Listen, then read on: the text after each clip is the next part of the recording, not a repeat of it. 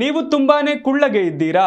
ಹದಿಹರೆಯದ ಸಂದರ್ಭದಲ್ಲಿ ಹಾಗೂ ಪ್ರೌಢಾವಸ್ಥೆಯಲ್ಲಿ ನೈಸರ್ಗಿಕವಾಗಿ ಸಿಗುವ ಕೆಲವೊಂದು ಬಗೆಯ ತರಕಾರಿಗಳನ್ನು ಹಾಗೂ ಸಸ್ಯಜನ್ಯ ಪ್ರೋಟೀನ್ ಅಂಶ ಅಧಿಕವಿರುವ ಆಹಾರಗಳನ್ನು ಸೇವನೆ ಮಾಡೋದ್ರಿಂದ ದೇಹದ ಎತ್ತರವನ್ನು ಹೆಚ್ಚಿಸಿಕೊಳ್ಳಬಹುದು. ಹಾಗಾದ್ರೆ ಹೈಟ್ ಹೆಚ್ಚಿಸುವ ಆಹಾರಗಳ ಬಗ್ಗೆಯೇ ತೋರಿಸ್ತೀವಿ ನೋಡಿ.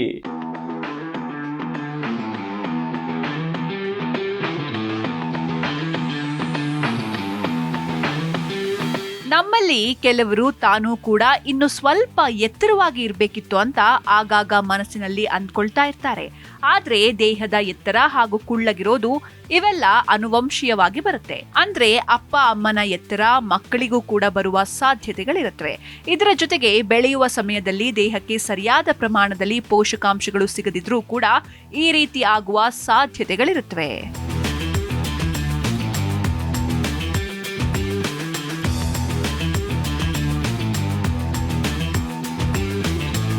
ವಯಸ್ಸಾದ ಬಳಿಕ ಎಷ್ಟೇ ಪ್ರಯತ್ನ ಮಾಡಿದ್ರೂ ಕೂಡ ಉದ್ದವಾಗಿ ಬೆಳೆಯಲು ಸಾಧ್ಯ ಇಲ್ಲ.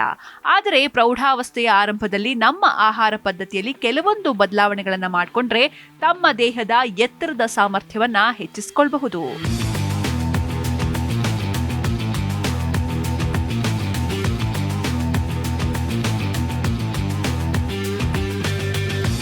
ಅಂದ್ರೆ ಪ್ರಮುಖವಾಗಿ ದೇಹದ ಮೂಳೆಗಳು, ಕೀಲುಗಳು ಮತ್ತು ಸ್ನಾಯುಗಳನ್ನ ಬಲವಾಗಿಡಲು, ವಿಶೇಷವಾಗಿ ಬೆಳವಣಿಗೆಯ ಸಮಯದಲ್ಲಿ ಕೆಲವು ತರಕಾರಿಗಳನ್ನ ನಿಯಮಿತವಾಗಿ ಸೇವಿಸೋದು ಬಹಳ ಮುಖ್ಯ. ಬೆಳವಣಿಗೆ ಹೊಂದಲು, ಎತ್ತರವಾಗಿ ಬೆಳೆಯಲು ನೆರವಾಗುವಂತಹ ಕೆಲವೊಂದು ಪೋಷಕಾಂಶಗಳಿಂದ ಕೂಡಿದ ನೈಸರ್ಗಿಕ ತರಕಾರಿಗಳ ಬಗ್ಗೆ ನಾವೀಗ ನೋಡೋಣ.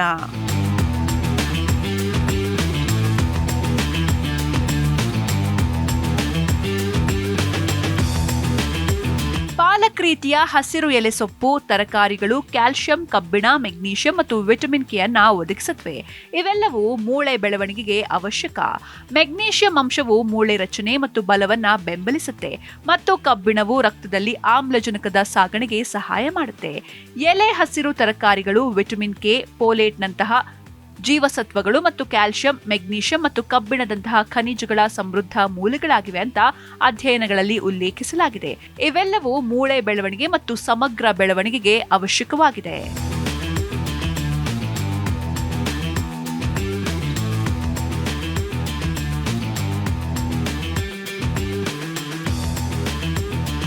ವಿಟಮಿನ್ ಕೆ ನಿರ್ದಿಷ್ಟವಾಗಿ ಮೂಳೆ ಸಾಂದ್ರತೆಯನ್ನ ಹೆಚ್ಚಿಸುತ್ತೆ ಅಂತ ತಿಳಿದು ಬಂದಿದೆ.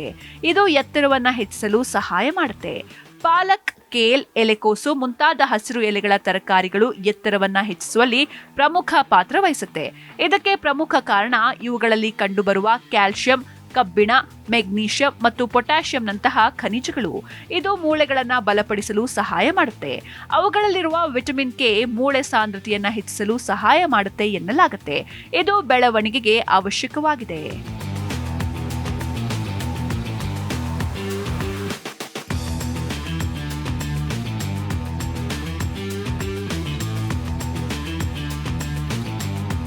ಕೇಲ್ ಅನ್ನು ಸೂಪರ್ ಫುಡ್ ಅಂತ ಪರಿಗಣಿಸಲಾಗುತ್ತೆ.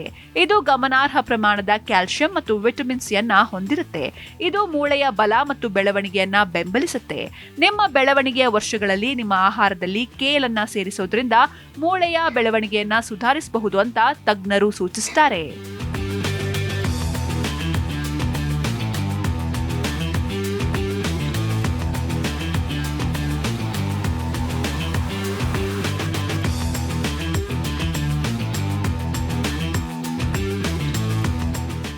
ಇನ್ನು ಎಲೆಕೋಸು ಜೀರ್ಣಾಂಗ ವ್ಯವಸ್ಥೆಯನ್ನ ಬಲಪಡಿಸುತ್ತೆ.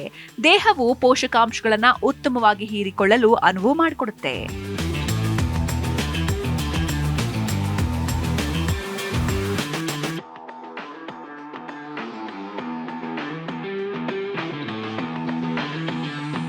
ಸಿಹಿಗೆಣಸಿನಲ್ಲಿ ವಿಟಮಿನ್ ಎ ಸಮೃದ್ಧವಾಗಿದ್ದು ಇದು ಮೂಳೆಗಳ ಆರೋಗ್ಯಕ್ಕೆ ಅತ್ಯಗತ್ಯ.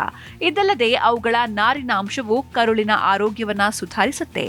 ದೇಹವು ಬೆಳವಣಿಗೆಗೆ ಅಗತ್ಯವಾದ ಪೋಷಕಾಂಶಗಳನ್ನು ಹೀರಿಕೊಳ್ಳಲು ಸಹಾಯ ಮಾಡುತ್ತೆ. ನೀವು ಅವುಗಳನ್ನು ನಿಮ್ಮ ಆಹಾರದಲ್ಲಿ ಸೂಕ್ತ ಪ್ರಮಾಣದಲ್ಲಿ ಸೇರಿಸಿಕೊಳ್ಳಬಹುದು.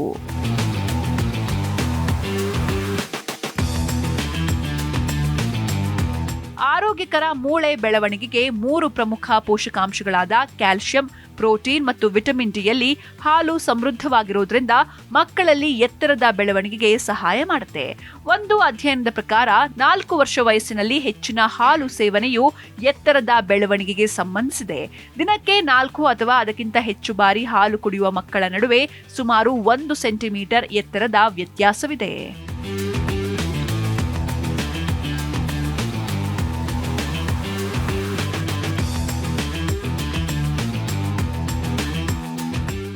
ಹಾಲಿನಲ್ಲಿರುವ ಕ್ಯಾಲ್ಸಿಯಂ ಅಂಶವು ಮೂಳೆಗಳನ್ನ ಬಲಪಡಿಸುತ್ತೆ ಮತ್ತು ಪ್ರೋಟೀನ್ ಸ್ನಾಯುಗಳ ಬೆಳವಣಿಗೆಯನ್ನ ಬೆಂಬಲಿಸುತ್ತೆ.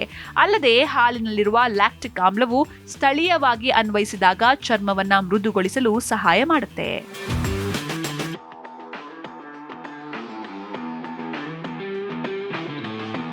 ಹೆಸರು ಬೇಳೆ, ಮಸೂರ್ ದಾಲ್ ಮತ್ತು ಕಡಲೆ ಮುಂತಾದ ಮಸೂರಗಳು ಅತ್ಯುತ್ತಮ ಸಸ್ಯ ಆಧಾರಿತ ಪ್ರೋಟೀನ್ ಮೂಲಗಳೆಂದು ಹೇಳಲಾಗುತ್ತೆ.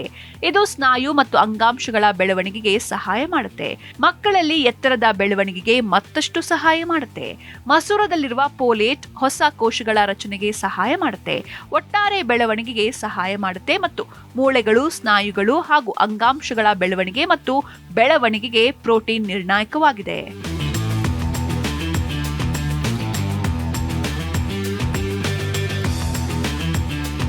ದ್ವಿದಳ ಧಾನ್ಯಗಳಲ್ಲಿ ಆಹಾರದ ಶಕ್ತಿ, ಫೈಬರ್ ಮತ್ತು ಮಕ್ಕಳಲ್ಲಿ ಕಬ್ಬಿಣ, ಸತು, ಮೆಗ್ನೀಷಿಯಂ, ರಂಜಕ ಮತ್ತು ಬಿ ಜೀವಸತ್ವಗಳಂತಹ ಪ್ರಮುಖ ಸೂಕ್ಷ್ಮ ಪೋಷಕಾಂಶಗಳ ಹೆಚ್ಚಿನ ಸೇವನೆಯೊಂದಿಗೆ ಸಂಬಂಧಿಸಿದೆ. ಇದು ಬೆಳವಣಿಗೆ ಮತ್ತು ಅಭಿವೃದ್ಧಿಯನ್ನ ಬೆಂಬಲಿಸುವ ಪೋಷಕಾಂಶಗಳಾಗಿವೆ.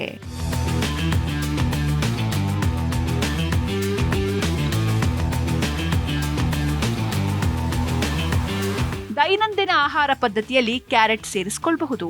ಅವು ಬೀಟಾ ಕ್ಯಾರೋಟಿನ್ನಿಂದ ತುಂಬಿರುತ್ತವೆ. ಇದು ದೇಹವು ವಿಟಮಿನ್ ಎ ಆಗಿ ಪರಿವರ್ತನೆಗೊಳ್ಳುತ್ತೆ ಮತ್ತು ಬೆಳವಣಿಗೆಯ ವರ್ಷಗಳಲ್ಲಿ ದೇಹದಲ್ಲಿ ಕ್ಯಾಲ್ಸಿಯಂ ಹೀರಿಕೊಳ್ಳಲು ಸಹಾಯ ಮಾಡುತ್ತೆ.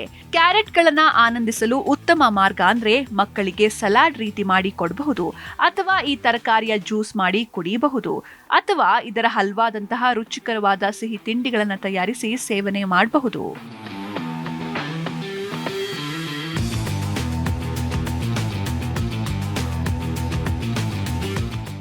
ಅಧ್ಯಯನ ವಿಟಮಿನ್ ಎ ಮತ್ತು ಬೀಟಾ ಕ್ಯಾರೋಟಿನ್ನ ಹೆಚ್ಚಿನ ಆಹಾರ ಸೇವನೆಯು ಉತ್ತಮ ಮೂಳೆ ಖನಿಜಾಂಶ ಮತ್ತು ಮೂಳೆ ಖನಿಜ ಸಾಂದ್ರತೆಯೊಂದಿಗೆ ಸಕಾರಾತ್ಮಕವಾಗಿ ಸಂಬಂಧಿಸಿದೆ ಅಂತ ಹೇಳುತ್ತೆ. ಇದು ಎತ್ತರ ಹೆಚ್ಚಳಕ್ಕೆ ನಿರ್ಣಾಯಕವಾದ, ಬಲವಾದ ಮತ್ತು ಆರೋಗ್ಯಕರ ಮೂಳೆಗಳ ಸೂಚಕಗಳಾಗಿವೆ. Desk bureau, Zee Kannada news.